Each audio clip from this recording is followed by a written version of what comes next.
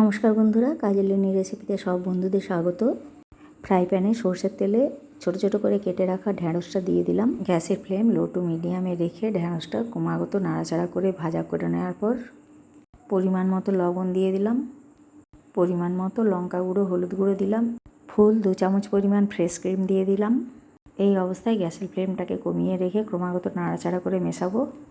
প্রায় 1 মিনিট পর্যন্ত নাড়াচাড়া করে ভেজে নেওয়ার পর দিয়ে দিলাম 2 চামচ পরিমাণ পোস্ত বাটা, দিয়ে দিলাম পোস্ত বাটা ধোয়া জল কিছুটা। এই অবস্থায় গ্যাসের ফ্লেমটা লো টু মিডিয়ামে রেখে ক্রমাগত নাড়াচাড়া করে ভাজা করে নেওয়ার পর 2 মিনিটের জন্য ঢাকনা চাপা দিলাম। 2 মিনিট বাদে ঢাকনা খুলে প্রায় 1 মিনিটের মতো এইভাবে নাড়াচাড়া করে ঢ্যাঁড়সটা ফ্রাই করে নেওয়ার পর গ্যাসের ফ্লেমটা অফ করে দিলাম। এরপর আমি প্লেটের মধ্যে তুলে নিলাম। তৈরি হয়ে গেল ফ্রেশ ক্রিম এবং পোস্ত বাটা দিয়ে ভেন্ডি ফ্রাই। অভিনব এই ভেন্ডি ফ্রাইয়ের রেসিপি আপনাদের যদি ভালো লেগে থাকে তবে লাইক দিয়ে চ্যানেলটি সাবস্ক্রাইব করার জন্য অনুরোধ জানাচ্ছি। সবাই ভালো থাকে।